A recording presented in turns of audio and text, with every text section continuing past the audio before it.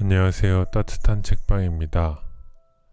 오늘은 세계 명작 사람은 무엇으로 사는가 읽어드리도록 하겠습니다.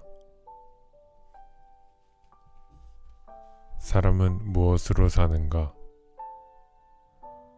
집도 땅도 없는 구두수성공 시몬이 어느 농가에 새들어 살고 있었다.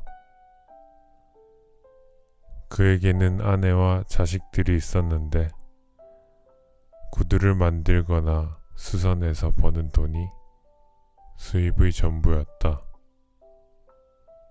그러나 빵값은 터무니없이 비쌌고 구두 수선비는 지나치게 쌌다. 그래서 그들은 얼마 안 되는 수입으로 어렵게 생계를 유지해 나가고 있었다.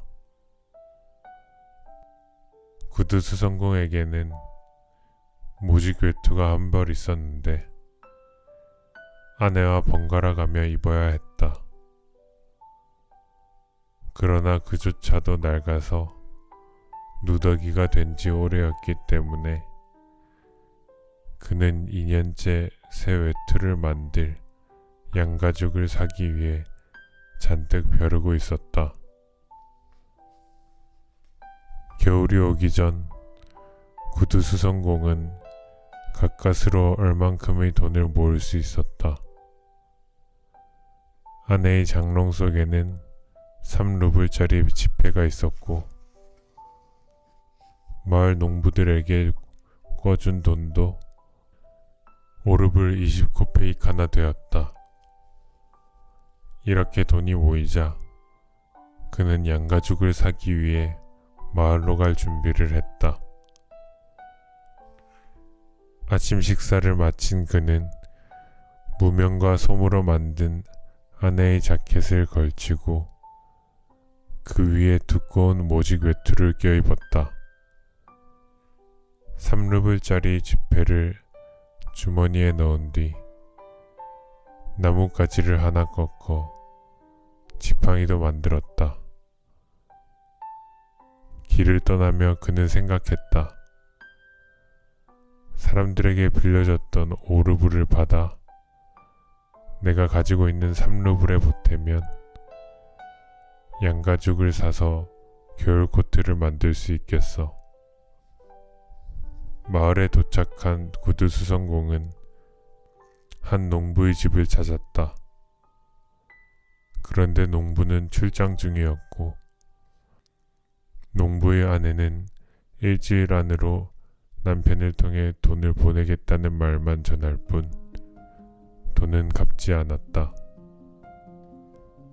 그는 빈손으로 또 다른 농부의 집을 방문했다.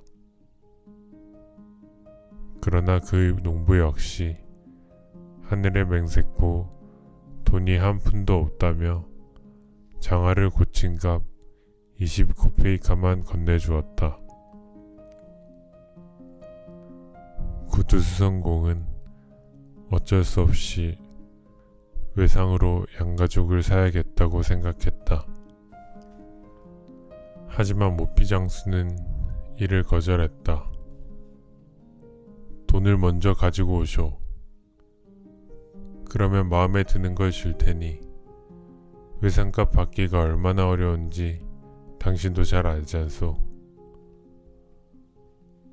결국 구두 수선공이 받은 것이라고는 고작 20코페이카와 어느 농부가 꿰매달라고 부탁한 낡은 펠트 장화뿐이었다.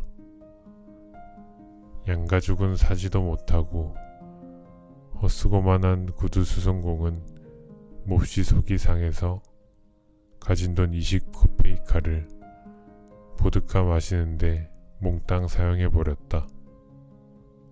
그러고는 터덜터덜 집으로 발걸음을 옮겼다. 아침에는 날씨가 제법 쌀쌀했는데 술이 한 잔 들어가자 외투를 입지 않아도 몸이 후끈해졌다. 구두 수선공은 한 손에 든 지팡이로 단단하게 얼어붙은 땅을 두드렸고 다른 한 손에 든 펠트 장화를 허공에 두르며 혼잣말로 화를 내기 시작했다. 모피 외투 같은 거 입지 않아도 따뜻하기만 하네. 한 잔 마셨더니 온몸이 확 달아오르는 게 양가죽 외투 따위는 없어도 되겠어. 난 사내대장부야. 그따위 외투 없어도 살 수 있어. 평생 그런 것 따윈 필요 없어. 하지만 마누라가 가만히 있진 않을 것 같군. 골치 아파. 아무리 열심히 일해도 그놈들은 늘 날 업신여겼단 말이야. 두고 보자. 돈을 빌려가 놓고 이번에도 안 주면 내놈 모자를 벗겨 가져올 거야. 도대체 이게 뭐람?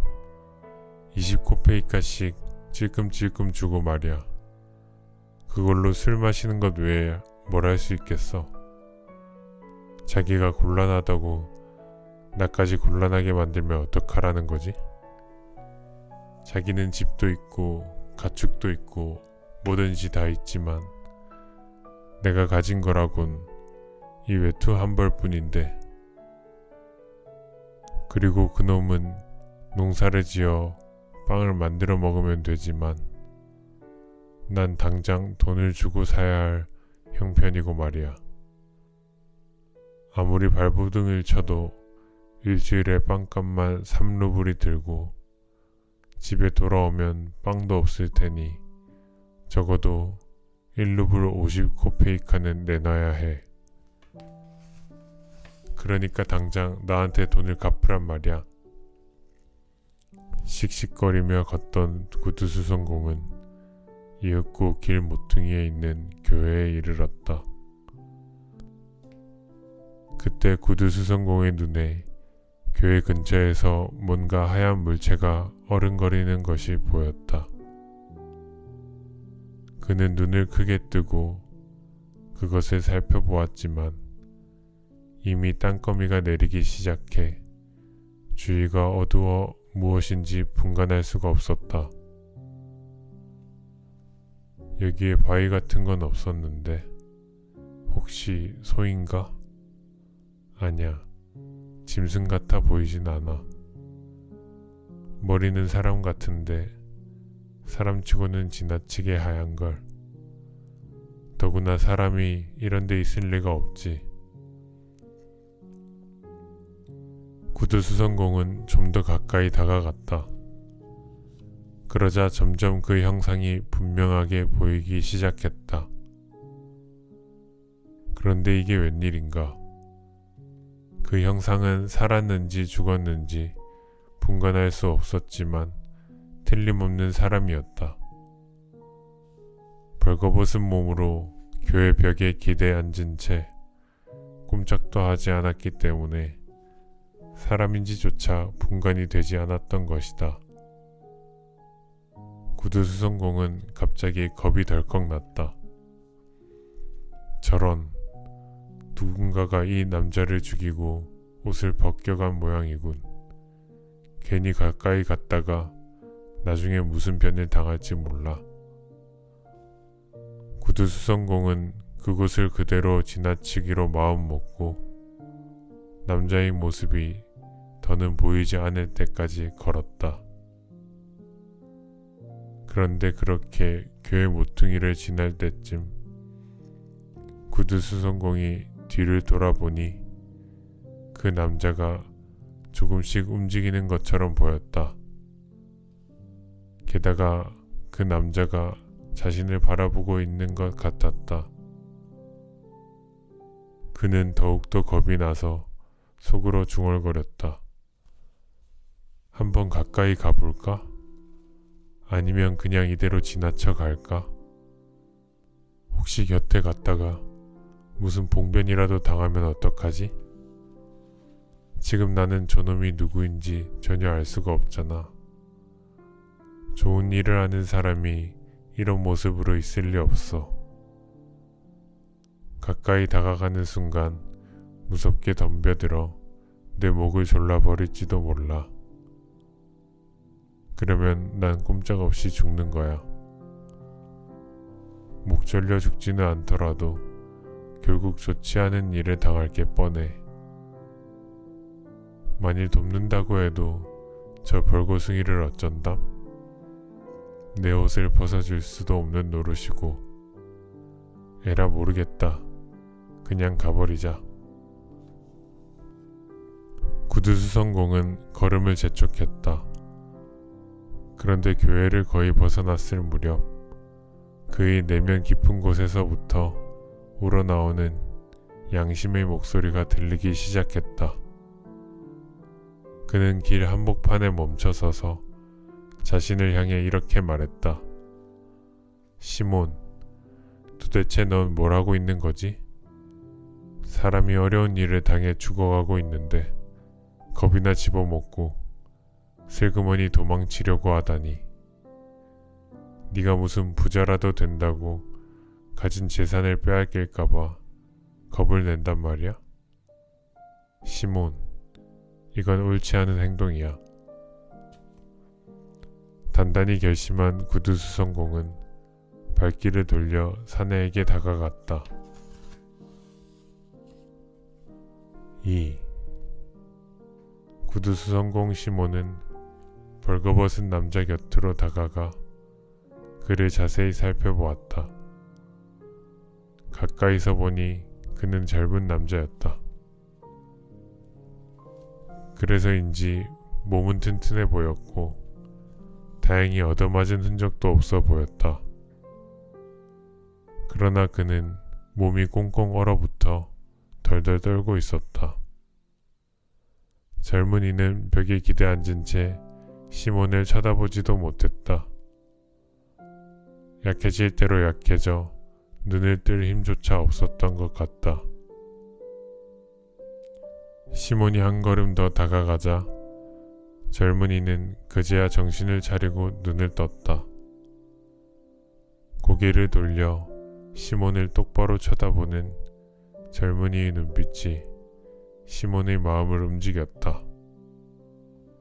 시몬은 들고 있던 펠트 정화를 땅바닥에 팽개치고 허리띠를 불어놓은 다음 서둘러 외투를 벗었다. 젊은이, 이러고 있을 때가 아냐. 이걸 입어요. 자, 어서. 시몬은 젊은이를 부축해 일으켰다. 젊은이는 힘겹게 자리에서 일어섰다. 그는 키도 훤칠하고 몸도 깨끗했으며 손발도 거칠지 않았다. 잘생긴 얼굴은 기품 있는 인상을 주었다. 시몬은 젊은이에게 외투를 입혀주려 했지만 팔을 소매에 잘 꿰지 못했다. 그는 직접 젊은이의 두 팔을 외투에 끼워주었고 옷자락을 여민 다음 허리띠를 매주었다. 시몬은 자신이 쓰고 있던 낡은 모자도 벗어 젊은이에게 씌워주려다가 그랬다가는 자신이 너무 추울 것 같아 다시 썼다. 나는 머리칼이 거의 없지만 이 젊은이는 머리숱이 많으니 괜찮을 거야. 그보다는 신발을 신겨주는 게 낫겠군. 시몬은 젊은이를 앉히고 펠트 장화도 직접 신겨주었다. 이젠 됐네. 자, 좀 움직여서 몸을 녹여야지. 뒷일은 걱정하지 않아도 돼. 어떻게든 될 거야. 그런데 자네 걸을 수는 있겠나? 그러나 젊은이는 부드러운 눈길로 시몬을 바라볼 뿐 아무 말도 없었다. 왜 아무 말이 없는 거지? 여기서 그냥 겨울을 지낼 셈인가? 집으로 돌아가야지. 자, 여기 내 지팡이가 있으니 기운이 없으면 이걸 짚게나. 자, 걸어보게. 걸어봐. 젊은이는 시몬을 따라 걸음을 옮기기 시작했다. 빠른 걸음은 아니었지만 뒤처지지도 않았다. 함께 길을 걷던 시몬이 그에게 말을 걸었다. 자네는 도대체 어디서 왔나? 저는 이 고장 사람이 아닙니다. 아무렴 이 마을 사람이라면 내가 다 아니까 말이야. 왜 이런 데까지 왔지? 그것도 교회 모퉁이에 말이야. 그건 말씀드릴 수 없습니다. 틀림없이 어떤 나쁜 녀석들이 이런 짓을 한 게지. 아무도 제게 나쁜 짓을 하지 않았습니다. 저는 하느님의 벌을 받았을 뿐입니다. 그야 모든 일이 하느님의 뜻이긴 하지만 어쨌든 자네 좀 쉬어야 할 텐데 어디로 갈 생각인가? 어디라도 괜찮습니다. 시몬은 조금 놀랐다. 나쁜 사람 같지도 않고 말씨도 공손한 이 젊은이는 무슨 사정이 있는지 자신에 대해서는 한마디도 하려고 하지 않았다. 시몬은 속으로 생각했다. 하긴 세상에는 말 못할 일도 많지. 시몬은 젊은이에게 이렇게 말했다. 그렇다면 자네, 우리 집으로 가는 것이 어떤가? 몸을 좀 녹일 수 있을 걸세. 그렇게 두 남자는 나란히 시몬의 집을 향해 걸었다. 찬바람이 시몬의 셔츠 속으로 스며들었다. 슬기운이 가시니 점점 추위가 몰려오기 시작했다. 시몬은 코를 훌쩍거리며 몸에 걸친 아내의 자켓을 잔뜩 여미다가 슬슬 걱정되기 시작했다. 이게 어떻게 된 일이람? 모피 외투를 마련하러 갔다가 외투는커녕 벌거숭이 젊은이까지 달고 가다니 마트려나가 잔소리 꽤나 하겠는걸. 아내의 얼굴을 떠올리자 시몬은 다시 침울해졌다. 하지만 곁에서 함께 걷고 있는 이 낯선 젊은이를 바라보니 교회 뒤에서 자신을 쳐다보았던 그 시선이 생각나 괜히 가슴이 벅차올랐다. 3. 시몬의 아내는 바삐 집안일을 마쳤다. 장작을 패고 물을 깃고 아이들과 함께 저녁 식사도 했다. 대강 일을 끝내놓은 그녀는 홀로 이런저런 생각에 잠겼다. 빵은 언제 굽지? 오늘 구울까? 아니면 내일 구울까? 빵은 아직 큰 덩어리가 하나 남아있기는 했다. 시몬이 점심을 먹고 온다면 저녁은 그리 많이 먹지 않겠지. 그러면 내일 먹을 빵은 이것으로 충분할 거야. 마트료나는 빵 조각을 만지작거리며 중얼거렸다. 오늘은 빵을 굽지 말아야겠다. 밀가루도 얼마 남지 않았으니 이걸로 금요일까지 버텨봐야겠어. 마트료나는 빵을 치운 뒤 식탁에 앉아 남편의 낡은 셔츠를 기우며 남편이 어떤 양가죽을 사올지 상상해 보았다. 모피장수에게 속지는 않았겠지? 사람이 워낙 어수룩해서 말이야.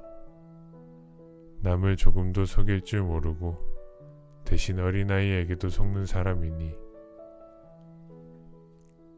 하지만 팔루불이면 적지 않은 돈이니까 좋은 가죽을 살 수 있을 거야. 최고급 모피는 아니더라도 일반 모피 외투는 만들 수 있겠지. 지난 겨울에는 모피 외투가 없어서 얼마나 고생했는지. 강가에도 못 가고 산에도 갈 수 없었지. 바로 오늘만 해도 그이가 옷을 몽땅 입고 나가버리니까 난 걸칠 옷이 하나도 없잖아. 그런데 왜 이렇게 늦는 걸까? 일찍 떠나진 않았지만 그래도 이제 올 때가 됐는데 이 양반이 혹시 술을 마시고 있는 건 아닐까? 그때 현관 계단에서 삐걱거리는 소리가 났다. 마트료나는 기우고 있던 낡은 셔츠에 바늘을 꽂아 놓은 채 현관으로 나갔다. 현관에는 시몬 그리고 펠트 정화를 신은 낯선 젊은이 이렇게 두 사람이 서 있었다. 이런, 역시나 마시고 왔군. 마트료나는 남편에게서 단번에 술 기운을 느꼈다. 남편은 외투도 입지 않고 겉옷만 걸친 채 손에 아무것도 들고 있지 않았다. 말없이 풀주고 있는 그의 모습을 본 마트료나는 속이 상해서 가슴이 찢어지는 듯 했다. 그 돈으로 몽땅 마셔버렸군. 얼굴도 모르는 거지랑 퍼마신 것도 모자라 집에까지 끌고 오다니. 마트료나는 일단 두 사람을 안으로 들어오게 하다가 생판 모르는 젊은 사내가 부부의 하나뿐인 외투를 걸치고 있다는 사실을 깨달았다. 그는 외투 안에 셔츠도 입지 않았고 모자도 쓰고 있지 않았다. 집안에 들어선 젊은이는 제자리에 가만히 선 채 움직이지도 않고 고개를 들지도 않았다. 마트료나는 그가 분명 무슨 잘못을 저질러 겁먹은 거라고 생각했다. 그녀는 얼굴을 찡그린 채 화독 쪽으로 떨어져 서서 두 사람을 가만히 지켜보았다. 시몬이 모자를 벗고 태연스레 걸상에 앉으며 말했다. 여보, 마트리나. 어서 저녁 차려줘야지. 그러나 마트료나는 아무런 대꾸도 하지 않고 화당 옆에 우뚝 서 있을 뿐 움직이려고도 하지 않았다. 그저 두 사람을 번갈아 보며 쳐다보기만 했다. 시몬은 마트료나가 화난 것이 틀림없다고 생각했다. 그는 하는 수 없이 젊은이의 손을 잡고 자리로 안내했다. 자, 앉아요. 저녁을 들어야지. 젊은이는 의자에 앉았다. 식사는 아무것도 마련해 두지 않았어? 그러자 마트료나는 화가 머리끝까지 치솟아서 소리쳤다. 만들긴 했지만 당신이 먹을 건 없어요. 당신은 염치도 없는 사람이에요. 모피를 사러 간다던 사람이 모피는커녕 술이나 퍼마시고 그것도 모자라 웬 벌겋숭이까지 데리고 오다니. 당신들 같은 주정뱅이한테 줄 저녁은 없어요.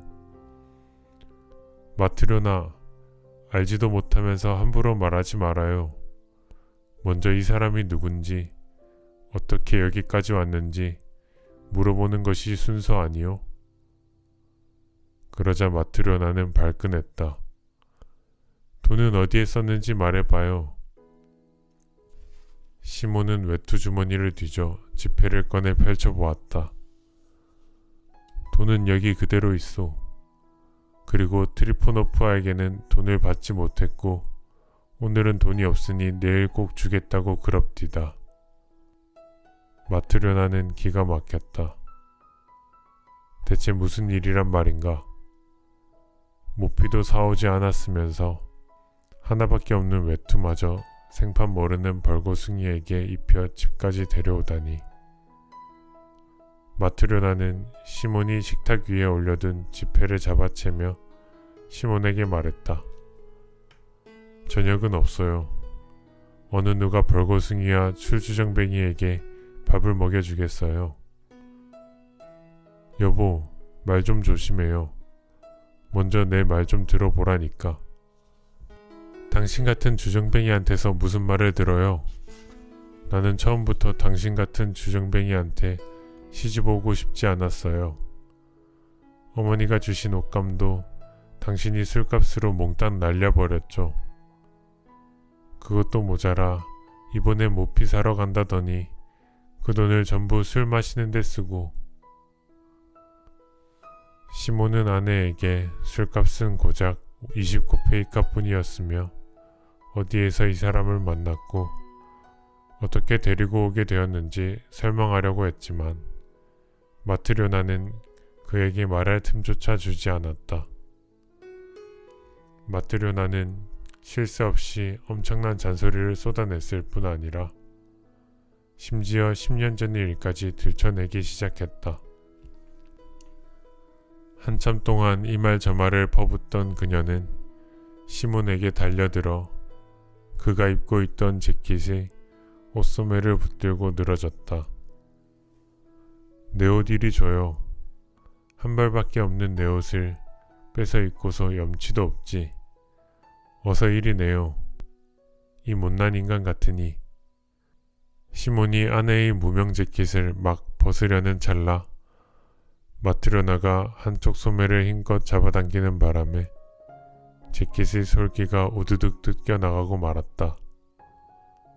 마트료나는 소매가 뜯긴 재킷을 빼앗아 뒤집어 쓰고는 문 쪽으로 달려갔다. 그러나 문을 벌컥 열고 밖으로 나가려던 그녀는 문득 걸음을 멈췄다. 속이 무척이나 상하기는 했지만 이 낯선 젊은이가 누군지 알고 싶어졌기 때문이다. 4. 마트료나는 제자리에 서서 말했다.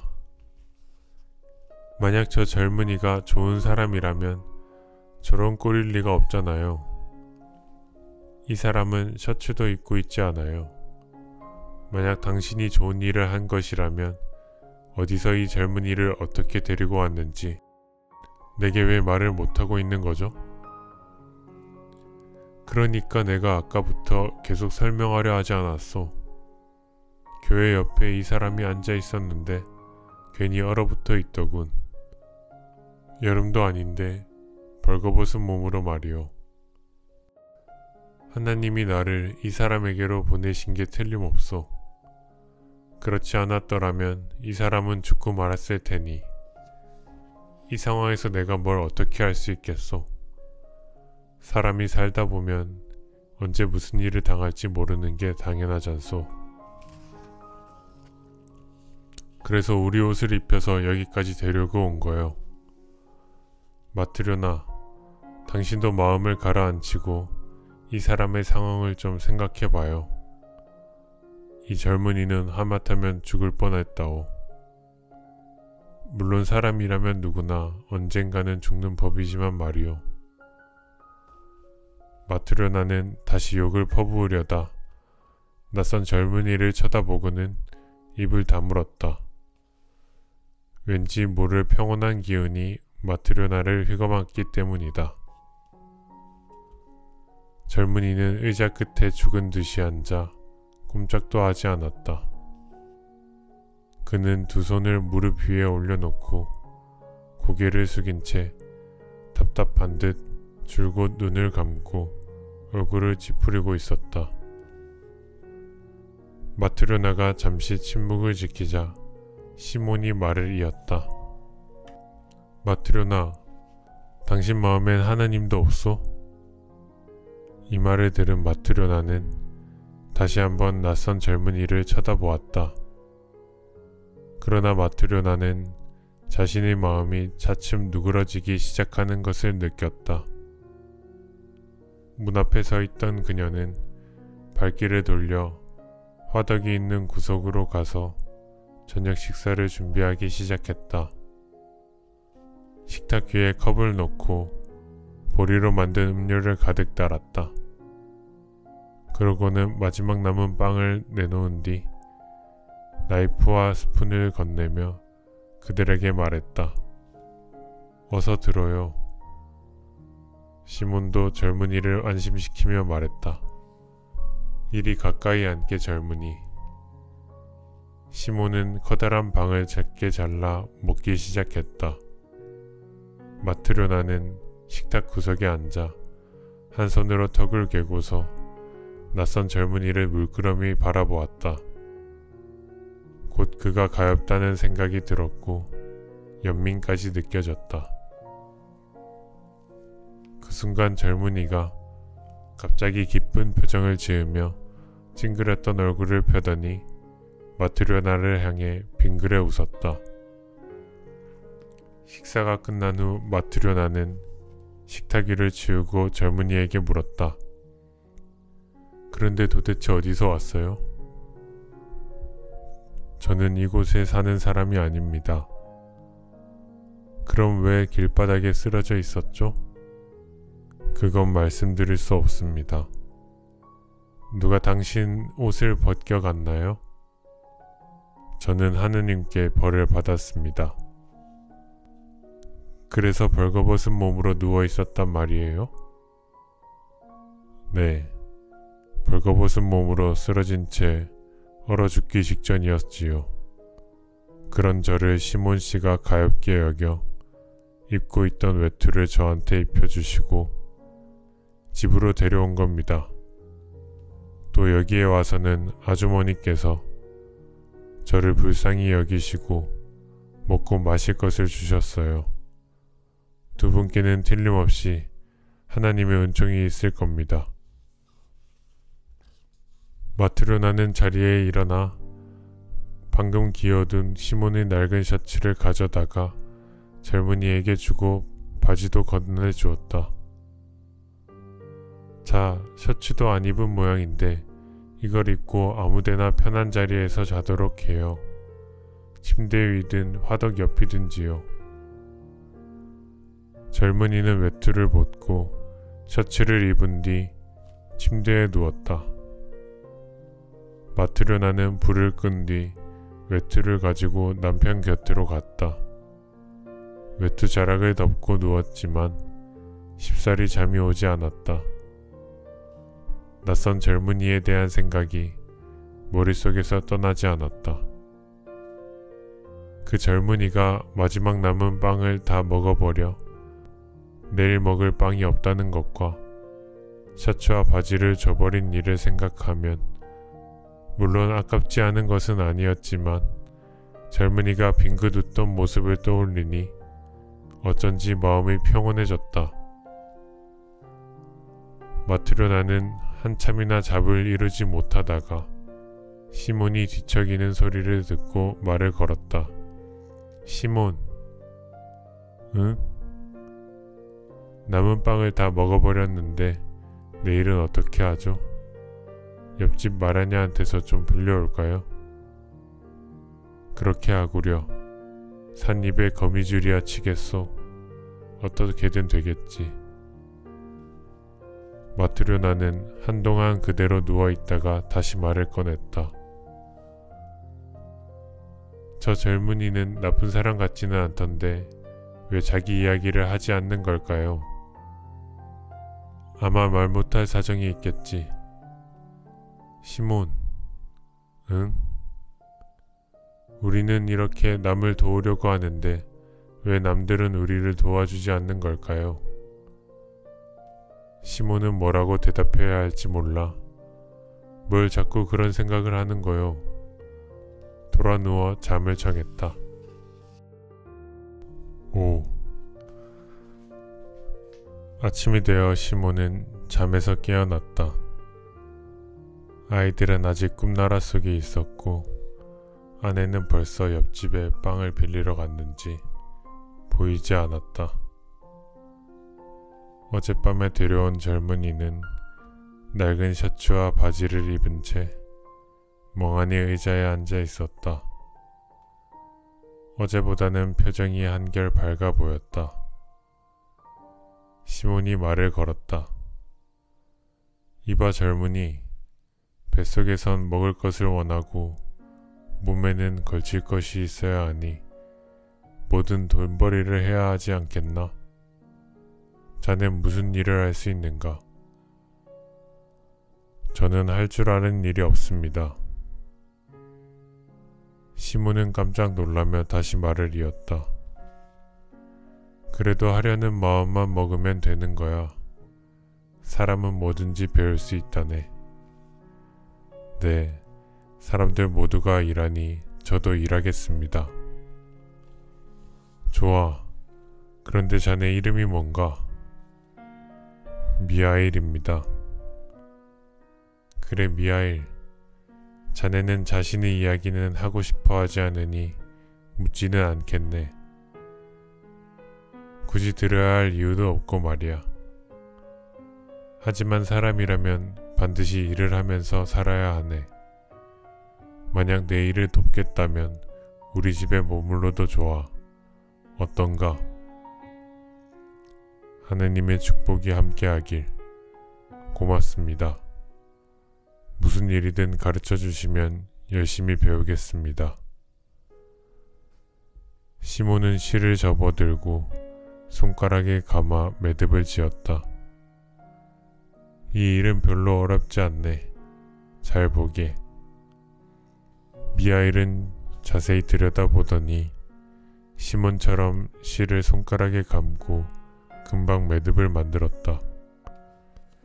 시몬이 실 끝에 왁스를 칠하는 방법을 보여주자 미하일은 그것도 한 번에 따라했다.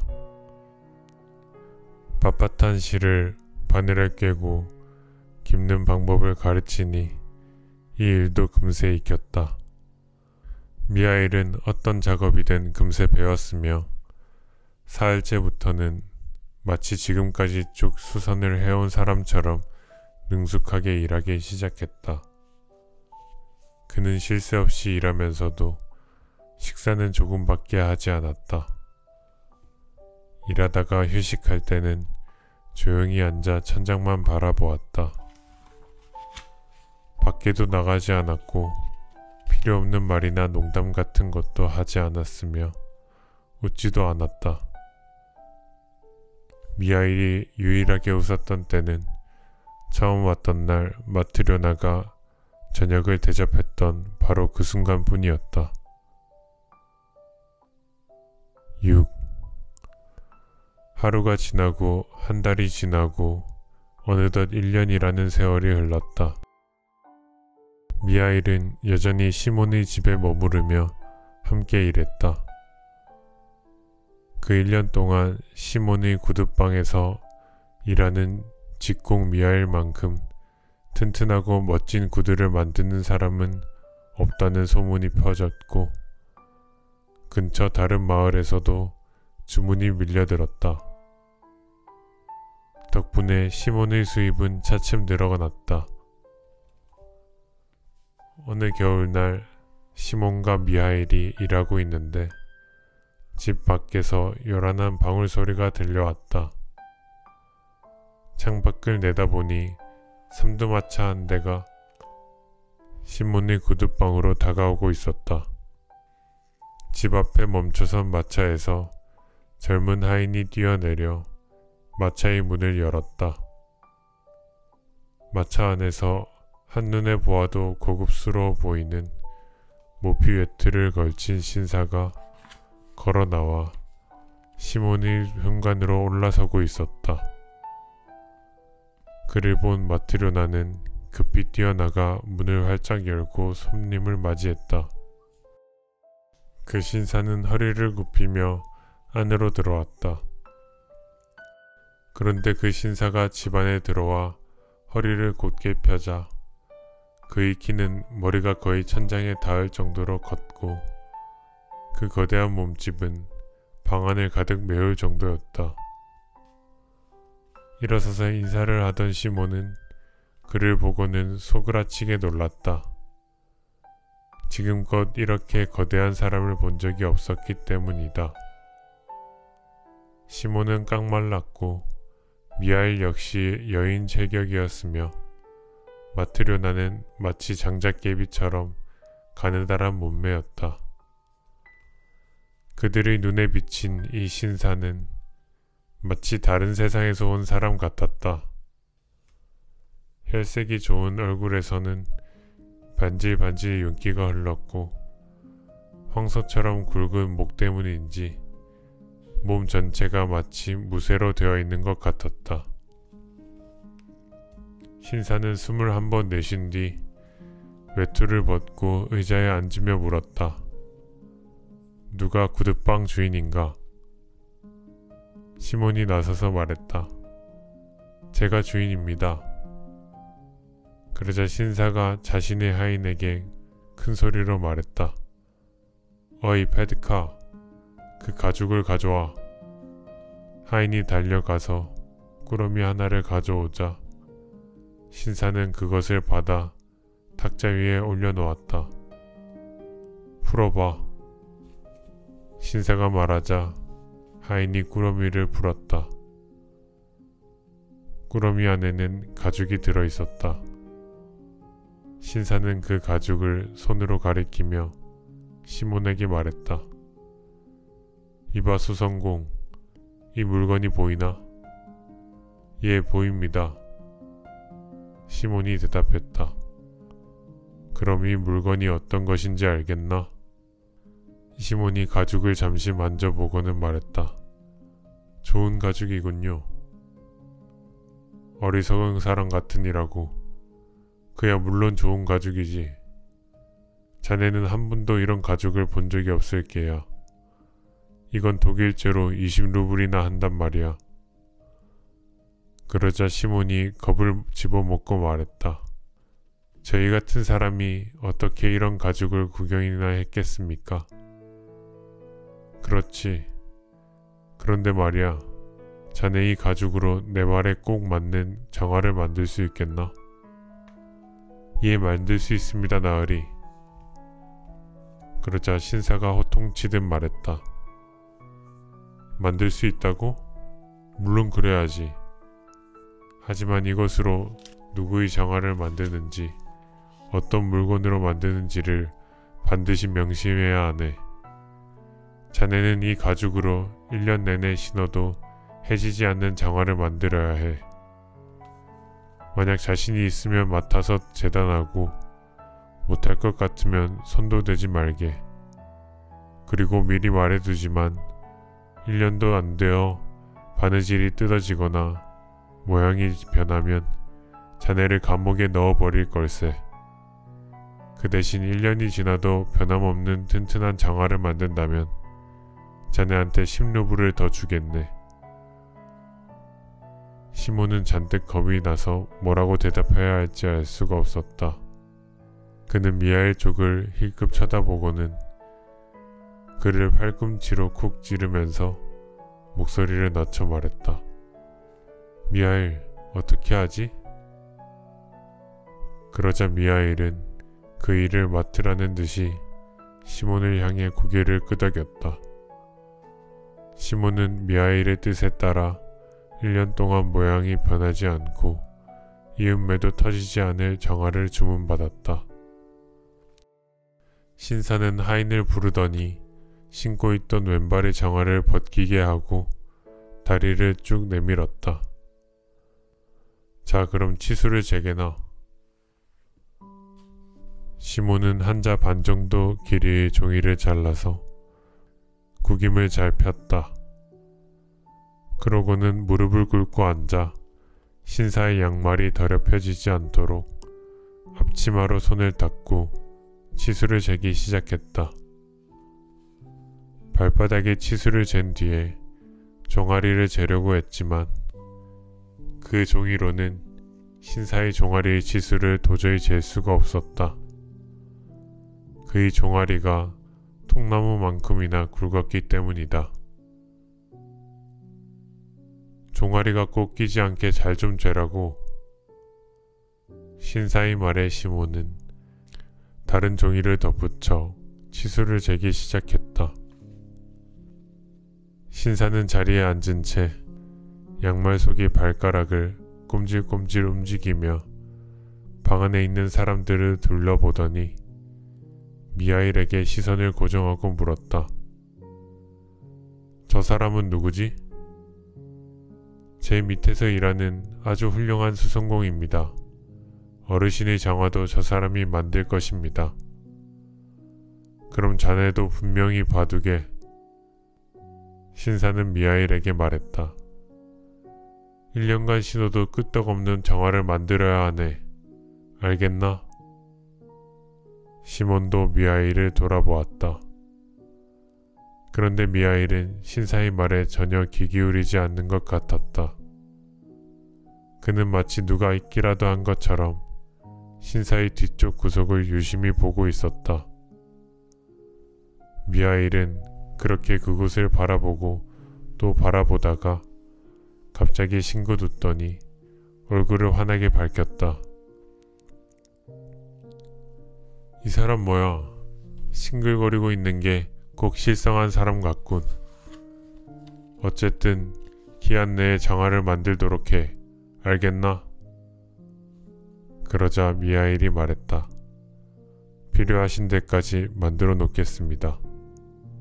좋아.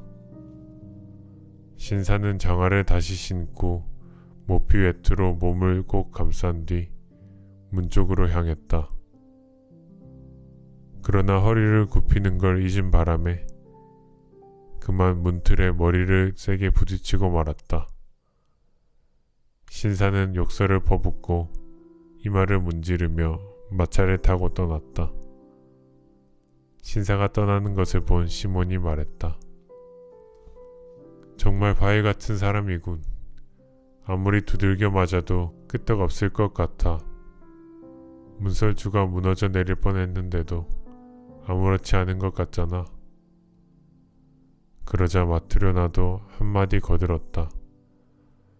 저렇게 호강을 하고 사는데 체격이 좋지 않을 리가 있겠어요? 저렇게 커다란 사람은 죽음의 천사조차 데려갈 수 없을 것 같아요. 7. 시몬이 미하일에게 말했다. 일을 맡긴 맡았지만 조금의 실수도 있어서는 안 돼. 가죽은 고급인데다 손님도 무척 까다로우니 말이야. 그래서 말인데 미하일, 자네는 눈도 밝고 이제는 솜씨도 나보다 나아졌으니 자네가 치수대로 재단해보게.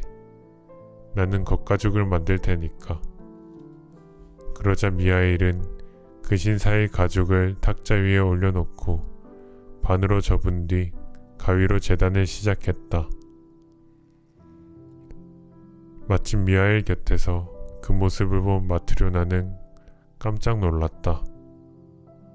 그동안 장화를 만드는 것을 자주 보아왔지만 미하일이 기존의 장화와는 전혀 다른 모양으로 가죽을 둥글게 자르고 있었기 때문이었다.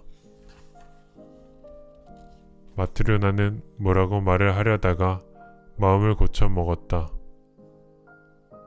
이건 분명히 내가 장화를 만드는 방법을 잘 모르기 때문일 거야.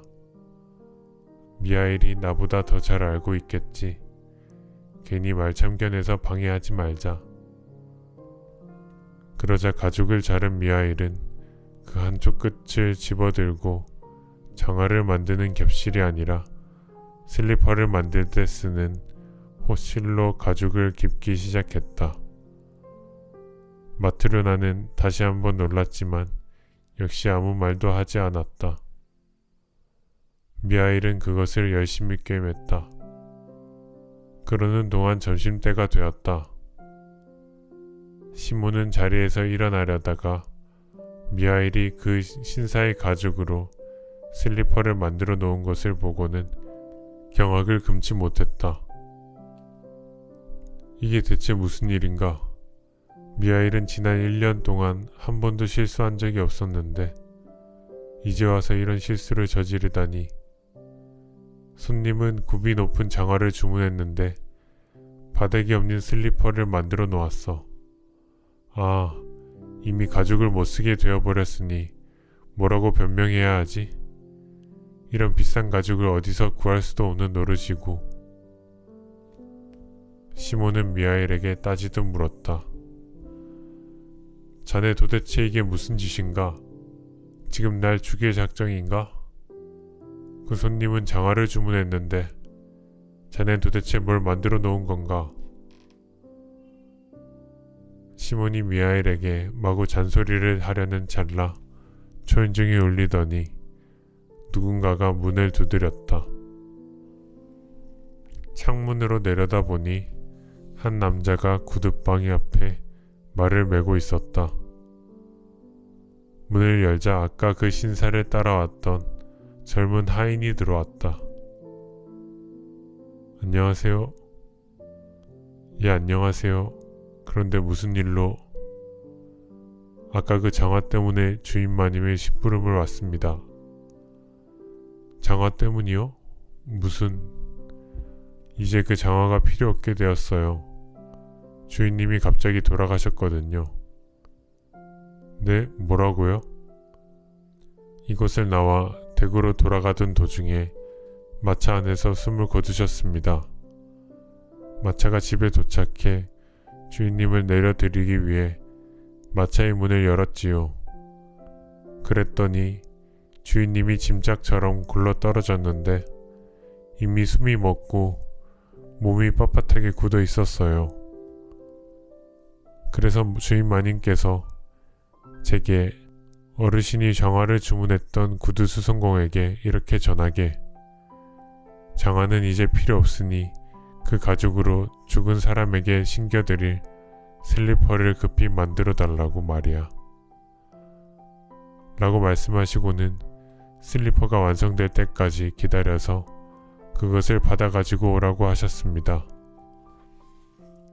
그러자 미하일은 기다렸다는 듯이 탁자 위에 남은 가죽을 집어들고 둘둘 말아 뭉친 다음 만들어둔 슬리퍼를 툭툭 털어 앞치마로 닦아 하인에게 건네주었다. 그럼 안녕히 가세요. 하인은 슬리퍼를 받아들고 떠났다. 8. 다시 세월이 흘러 미하일이 시몬의 집에서 일하게 된 지 어느덧 6년이나 되었다. 그러나 미하일은 처음과 달라진 것이 하나도 없었다. 여전히 아무데도 나가지 않았고 속에 있는 말은 한마디도 하지 않았다. 그동안 그가 웃음을 띤 얼굴을 한 것도 단 2번이었다. 한 번은 마트료나가 저녁을 차려주었을 때였고, 남은 한 번은 장화를 주문하러 왔던 신사를 보았을 때였다. 시몬은 미하일이 마음에 쏙 들었다. 시몬은 이제 더는 그에게 어디서 왔냐는 질문을 하지 않았고, 다만 미하일이 떠나지 않았으면 하고 바랐다. 어느 날 온 식구가 집안에 모여 시간을 보내고 있었다. 마트료나는 아궁이에 냄비를 올려놓고 있었고, 아이들은 의자 사이를 뛰어다니고 창밖을 내다보며 놀고 있었다. 시몬은 창가에서 구두를 꿰매고 있었으며 미하일은 다른 창가에서 구두 뒤축을 붙이는 작업을 하고 있었다. 그때 시몬의 작은 아들이 의자를 넘어 미하일에게 달려와 그의 어깨에 매달리며 창밖을 가리켰다. 미하일 아저씨, 저것 좀 보세요. 어떤 아주머니가 여자아이들을 데리고 우리 집 쪽으로 오고 있어요. 그런데 한 애는 저른발이에요. 아이의 말이 끝나기도 전에 미하일은 하던 일을 멈추고 벌떡 일어나 창문 너머로 거리를 바라보았다. 시몬은 미하일의 행동에 깜짝 놀랐다. 지금까지 한 번도 밖을 내다본 적이 없었던 미하일이 처음으로 창문에 달라붙어 무엇인가를 열심히 쳐다보았기 때문이다. 시몬은 일을 멈추고 창밖을 바라보았다. 단정하게 차려입은 한 부인이 구두방을 향해 다가오고 있었다. 부인은 모피 외투를 입고 두꺼운 쇼를 두른 두 여자아이의 손을 잡고 있었는데, 여자아이 둘은 구별할 수 없을 정도로 똑 닮은 얼굴이었다. 다만 한 아이는 왼발을 졸르기며 걸어오고 있었다. 구두방에 도착한 부인은 계단으로 올라와 문을 열고 두 여자아이를 앞세워 안으로 들어왔다. 안녕하세요. 어서오세요. 무슨 일로 오셨습니까? 부인은 의자에 앉았다. 두 여자아이는 몹시 수줍음을 탔는지 부인의 무릎에 꼭 달라붙어 곁에서 떨어질 생각을 하지 않았다. 봄에 아이들에게 신길 가죽 구두를 주문하려고 해요. 아, 그러세요? 우리는 이렇게 어린아이의 구두를 만들어 본 적은 없지만 무척 쉬운 작업이죠. 가장자리에 가죽을 대거나 천을 덧붙인 것도 만들 수 있습니다. 저희 구두방에는 미하일이라는 솜씨 좋은 수성공이 있거든요. 시몬은 미하일 쪽을 돌아보았다. 그런데 미하일은 일손을 놓은 채 두 여자아이에게서 눈을 떼지 못하고 있었다. 그런 미하일의 모습을 본 시몬은 몹시 놀랐다. 사실 두 아이는 모두 귀여운 얼굴이었다. 까만 눈동자에 도톰한 두 뺨은 붉게 물들어 있었고 걸치고 있는 모피 외투나 숄더도 고급스러웠다. 그러나 시몬은 미하일이 왜 두 여자아이를 마치 예전처럼 알던 사이처럼 애절하게 응시하는지 이해할 수가 없었다. 시몬은 본분을 잊지 않고 여인과 이야기를 하며 가죽 구두의 값을 흥정했고 값이 정해지자 치수를 재기 시작했다. 부인이 다리가 불편한 여자아이를 무릎에 올려놓고 말했다. 이 아이의 발에 맞춰 두 사람 몫의 치수를 재주세요. 불편한 발을 먼저 재서 한 짝을 만들고 이쪽 발의 치수와 똑같이 세 짝을 만들면 됩니다. 이 두 아이들은 쌍둥이여서 발치수도 같답니다. 시몬은 다리가 불편한 아이의 치수를 재며 말했다. 어쩌다 이렇게 되었습니까?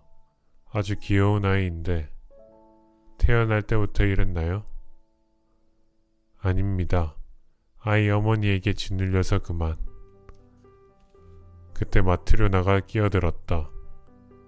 이 부인은 어떤 사람인지 아이들이 누구의 아이인지 궁금해졌기 때문이다. 그럼 부인은 이 아이들의 친어머니가 아니신가요?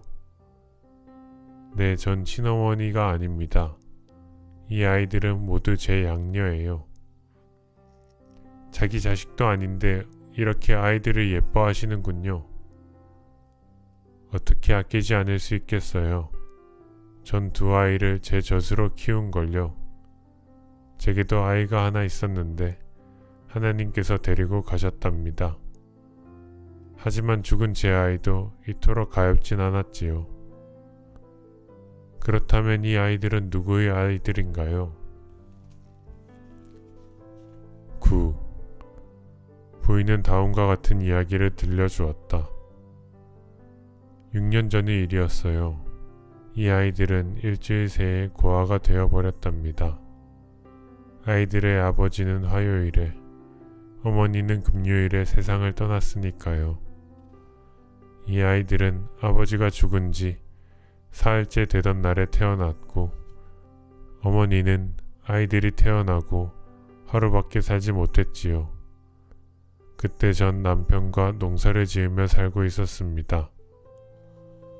우리는 이 아이들 부모의 이웃집에 살고 있었고 서로 가족처럼 지냈었지요. 이 아이들의 아버지는 혼자 숲에서 나무를 베는 일을 했는데 어느 날 큰 나무가 쓰러지면서 그 사람 위를 덮쳐버린 거예요.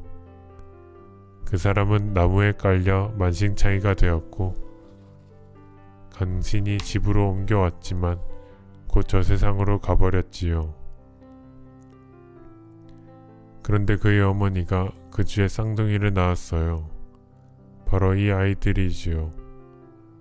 어머니는 가난한 데다 일가 친척도 없이 혼자 아이를 낳았지 뭐예요. 다음날 아침 전 그 여인이 어떻게 지내나 궁금해서 이웃집에 찾아갔습니다.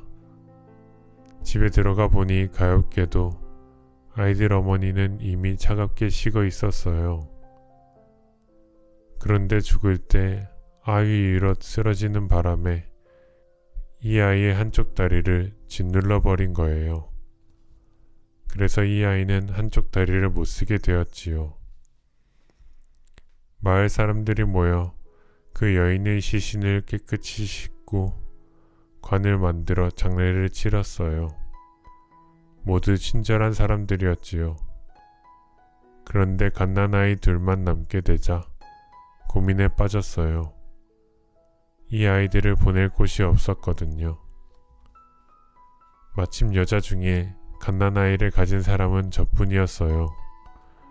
전 태어난 지 8주밖에 안 되는 첫 아들에게 젖을 먹이고 있었거든요. 마을 사람들은 의논 끝에 제게 이렇게 말하며 두 아이를 부탁했지요.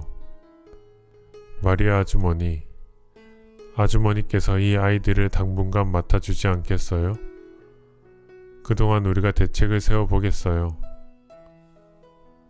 그래서 전 일단 건강한 아이에게만 젖을 물리고 다리가 불편한 아이는 잘 자라지 못할 것 같아 젖도 주지 않았어요. 하지만 이 어린 영혼을 버려두는 것이 마음에 걸려서 결국 이 아이에게도 젖을 먹이기 시작했지요. 제 아들과 두 여자아이, 이렇게 세 아이에게 동시에 젖을 먹였던 거예요. 젊고 건강한 데다가 하나님이 제게 풍성한 젖을 주었기 때문에 가능했답니다. 그래서 저는 두 아이에게 한꺼번에 젖을 먹이다가 한 아이가 젖을 놓으면 남은 아이에게 다시 젖을 물리곤 했어요.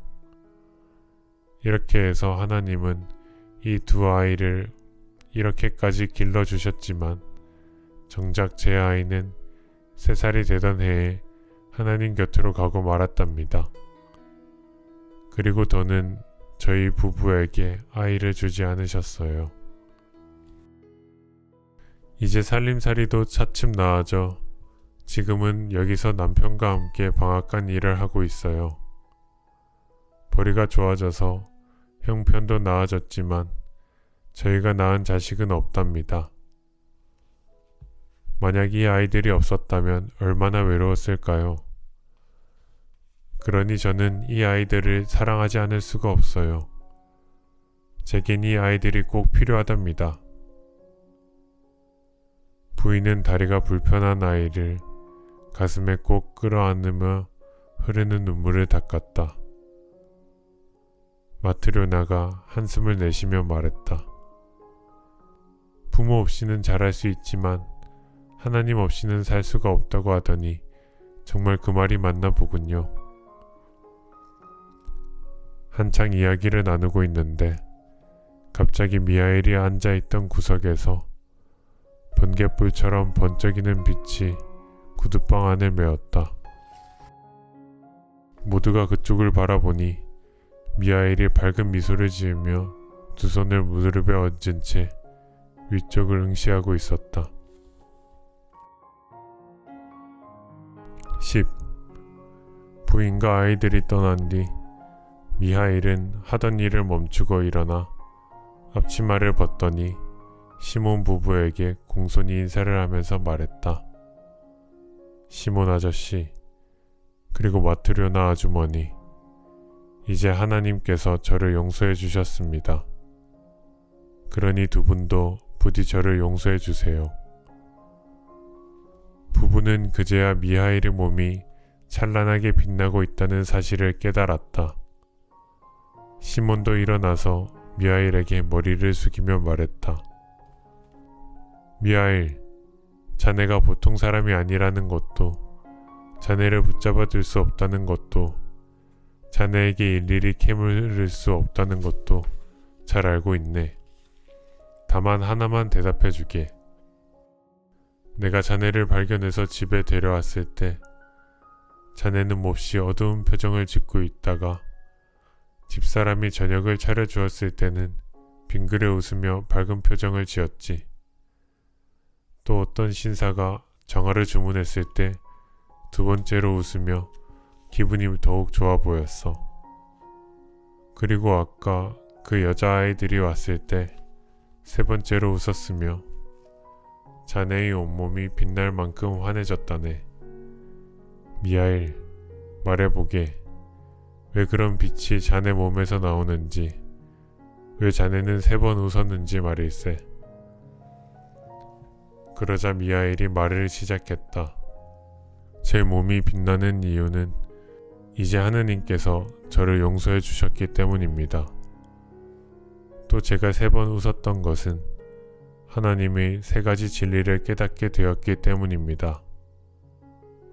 첫 번째 진리는 아주머니가 저를 불쌍히 여겼을 때 알게 되었고, 두 번째 진리는 부잣집 신사가 장화를 주문했을 때 알았으며, 조금 전에 2 여자아이를 보고 마지막 진리를 깨달았습니다.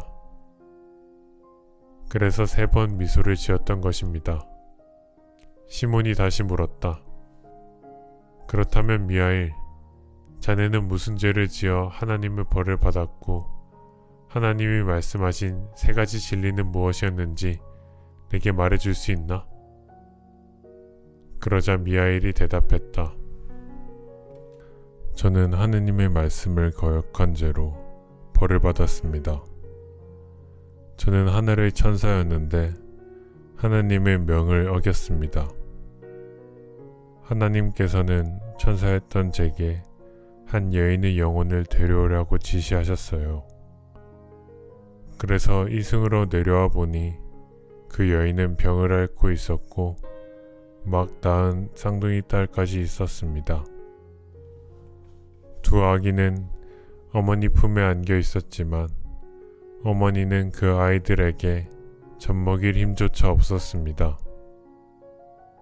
그러다 문득 저와 눈이 마주친 그 여인은 하나님께서 자신의 영혼을 불러들이려 하는 것을 눈치채고는 흐느껴 울면서 간절하게 애원하기 시작했습니다.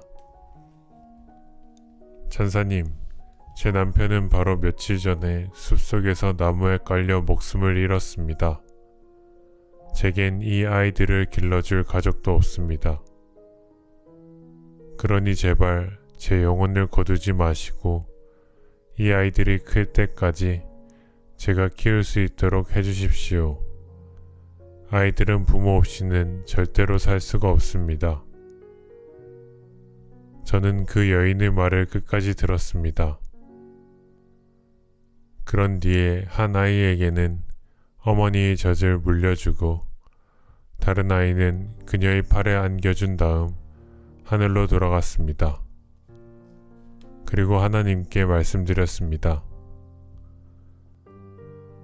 하나님, 저는 아이를 갓 낳은 어머니의 영혼을 빼앗아 올 수가 없습니다. 남편은 나무에 깔려 죽었고 그녀 자신은 이제 막 쌍둥이를 낳았으니 제발 자신의 영혼을 거두어 가지 말라고 애원하더군요. 아이들이 다 자라서 제 몫을 할 수 있을 때까지 자신이 아이들을 보살피게 해달라고. 아이들은 부모 없이는 살 수 없다고 말입니다. 저는 도저히 그 여인의 영혼을 데려올 수가 없습니다. 그러자 하나님께서는 다시 가서 그 여인의 영혼을 빼앗아 오너라. 그러면 사람의 마음에는 무엇이 있는가? 사람에게 주어지지 않은 것은 무엇인가? 사람은 무엇으로 사는가? 이 3가지 질문에 대한 진리를 알게 될 것이다. 그것을 깨달은 후에 다시 하늘로 돌아갈 수 있을 것이다. 라고 말씀하셨습니다.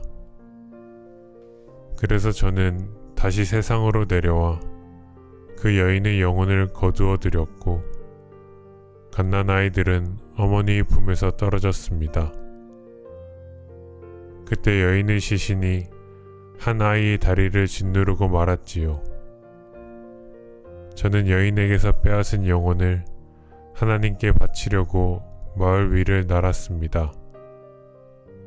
그런데 갑자기 바람이 휘몰아치면서 제 날개를 부러뜨렸고 저는 지상으로 곤두박질 쳤습니다. 여인의 영혼만 하나님께 올라가고 저는 땅으로 떨어져 길가에 쓰러졌지요. 10일 시몬과 마트료나는 자신들이 그동안 입혀주고 먹여주고 재워준 사람의 정체를 알고는 두려움과 기쁨의 눈물을 흘렸다. 미하일은 계속해서 말했다. 저는 발가벗은 채 혼자 들판에 버려져 있었습니다. 그때까지 저는 인간의 가난도, 추위도, 배고픔도 알지 못했는데 그런 제가 어느 날 갑자기 인간이 되어버린 것입니다. 배가 고프고 몸이 얼어붙기 시작했습니다. 그러나 저는 무엇을 어떻게 해야 할지 알 수가 없었습니다. 마침 들판에 하나님을 섬기는 교회가 있는 것을 보고 그곳을 찾아갔지만 문이 잠겨 있어 안으로 들어갈 수가 없었습니다. 그래서 저는 바람이라도 피하려고 교회 벽에 기대어 있었지요. 날이 저물자 점점 더 배가 고파왔고 몸은 꽁꽁 얼어붙어 저는 거의 죽을 지경이 되었습니다. 그때 어디선가 사람의 발소리가 들렸습니다. 손에 신발을 든 한 남자가 혼자서 뭐라고 중얼거리며 걸어오고 있었습니다. 그는 제가 지상에 떨어진 후에 본 최초의 사람이었기에 그 얼굴이 몹시 무서워서 얼굴을 돌려버리고 말았습니다. 그 남자는 이토록 추운 겨울에 무엇을 입고 견딜지, 아내와 아이들은 어떻게 먹여 살려야 할지 끊임없이 혼잣말을 하더군요. 저는 이런 생각을 했습니다. 이 사람은 자신과 아내가 입을 모피 외투나 가족들에게 먹일 빵이 없어 걱정하고 있군.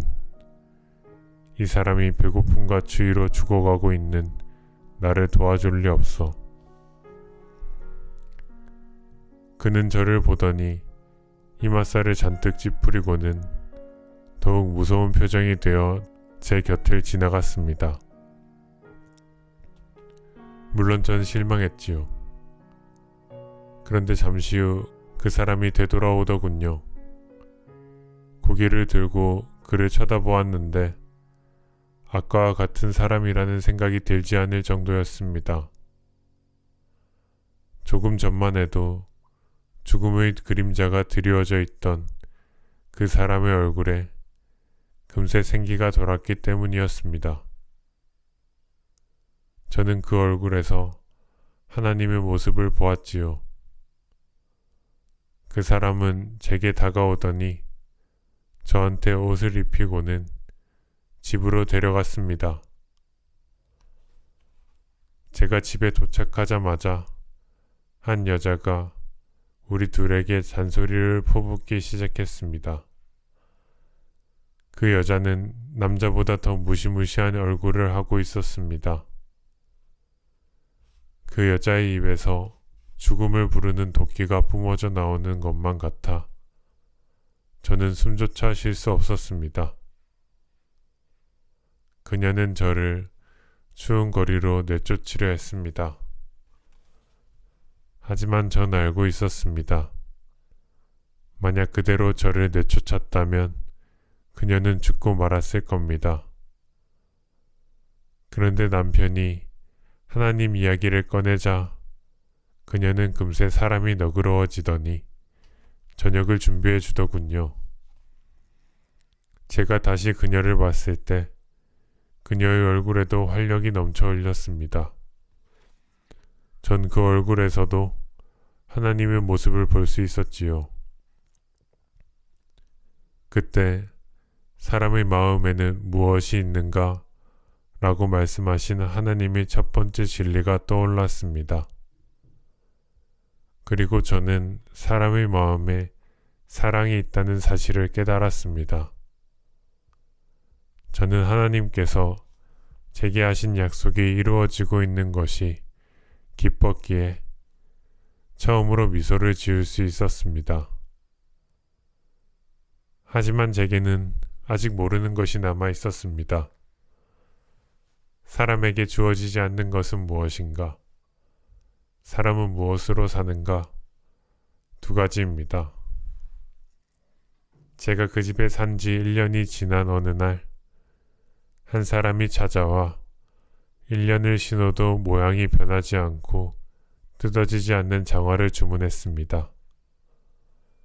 그런데 저는 그 사람 뒤에 제 친구인 죽음의 천사가 서 있는 것을 발견했습니다. 천사였던 저 외에는 아무도 그 죽음의 천사를 볼 수 없었어요. 저는 그 천사가 날이 저물기 전에 그 신사의 영혼을 데려가리라는 것을 눈치챘습니다. 그때 이런 생각이 들었죠. 이 사람은 1년 후의 미래를 준비하고 있지만 정작 자신이 오늘 저녁까지도 살지 못한다는 사실은 모르는구나. 그제야 비로소 사람에게 주어지지 않는 것은 무엇인가? 라고 하신 하나님의 말씀이 떠올랐습니다. 사람 마음에 있는 것이 무엇인지 알게 된 후 이제는 사람에게 주어지지 않는 것이 무엇인지도 깨닫게 된 것입니다. 사람에게는 자신에게 필요한 것이 무엇인지를 아는 능력이 주어져 있지 않습니다. 그래서 저는 두 번째로 웃었습니다. 친구 천사를 만난 것과 하나님께서 두 번째 진리를 깨우쳐 주신 것이 기뻤기 때문이지요. 하지만 그게 전부는 아니었습니다. 사람은 무엇으로 사는가에 대한 답을 알 수 없었기 때문입니다. 그래서 저는 계속 그 집에서 신세를 지면서 하나님께서 마지막 진리를 깨닫게 해주시기를 기다리고 있었던 것입니다. 그런데 어느덧 여기 온 지 6년이 흘렀고 오늘 한 부인이 쌍둥이 여자아이들을 데리고 그 집을 찾아왔습니다. 저는 그 아이를 한눈에 알아볼 수 있었습니다. 바로 제가 영혼을 거둔 여인의 아이들이었죠. 그리고 그 아이들이 죽지 않고 살아있다는 사실도 처음으로 알게 되었습니다. 저는 생각했습니다. 그 여인이 살려달라고 내게 애원했을 때 나는 그녀의 말처럼 부모가 없으면 아이들이 살아갈 수 없다고 생각했었다. 그런데 이처럼 다른 여인이 직접 젖을 물려 두 아이 모두 다 건강하게 자라지 않았는가?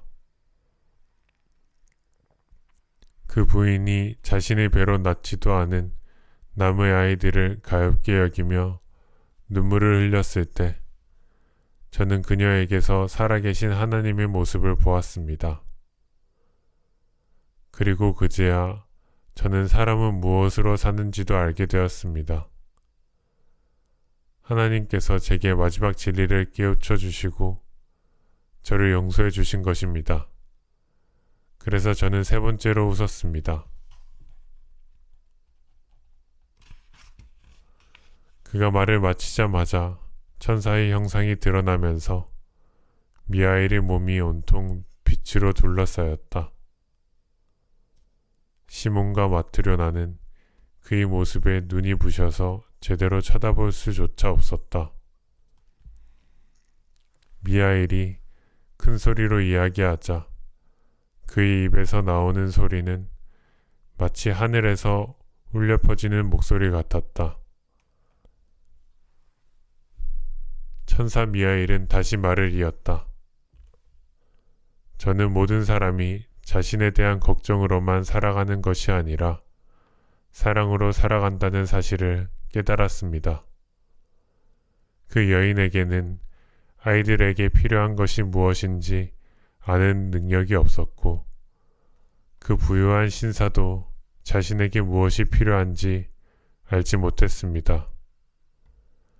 자신에게 필요한 것이 1년 동안 신어도 닳지 않는 장화인지 아니면 그날 저녁에 관 속에서 신을 슬리퍼인지를 아는 사람은 세상에 없습니다. 제가 사람의 몸으로 살아갈 수 있었던 까닭은 제가 앞날을 고민했기 때문이 아니라 지나가던 남자와 그 아내의 마음에 사랑이 있어 저를 불쌍히 여겼기 때문입니다. 두 고아가 살아갈 수 있었던 까닭은 모두가 걱정했기 때문이 아니라 어느 한 여인의 마음에 사랑이 있어 그 아이들을 가엾게 여겼기 때문입니다. 이렇듯 모든 사람은 그들이 자신을 돌보고 앞날을 계획했기 때문에 살아갈 수 있는 것이 아니라 사람의 마음에 사랑이 있기 때문에 살아갈 수 있는 것입니다. 저는 하나님께서 사람들에게 생명을 주시면서 그들이 잘 살아가기를 바라고 계신다는 것을 알고 있었습니다. 하지만 지금 또 한 가지 깨닫게 되었습니다. 하나님께서는 사람들이 자신만을 위하며 따로 떨어져 사는 것을 원치 않으셨기에 자신에게 무엇이 필요한지를 아는 능력은 주지 않으셨습니다. 대신 사람들이 힘을 모아 함께 살아가기를 원하기에 모두를 위해서는 무엇이 필요한지 가르쳐 주셨지요. 사람들은 스스로 자신에 대한 걱정으로 살아간다고 생각할지 모르지만 사실은 그렇지 않다는 것을 비로소 깨달은 것입니다. 그들은 오직 사랑의 힘으로 살아가고 있었던 거예요. 사랑으로 살아가는 사람은 하나님 안에 사는 사람입니다. 다시 말해 하나님은 그 사람 안에 계시는 것입니다. 하나님이 곧 사랑이시기 때문입니다. 천사는 하나님을 찬양하는 노래를 부르기 시작했다. 그러자 그 웅장한 소리에 시몬의 집이 흔들리고 천장이 갈라지면서 갑자기 한 줄기 불기둥이 땅에서 치솟아 하늘까지 솟구쳤다. 시몬과 아내 그리고 아이들은 모두 바닥에 납작 엎드렸다. 미하일의 어깨에는 날개가 돋아났고 천사 미하일은 하늘로 날아 올라갔다. 시몬이 정신을 차렸을 때 집은 전과 다름없는 모습이었고 집안의 가족 외에 다른 사람은 아무도 없었다.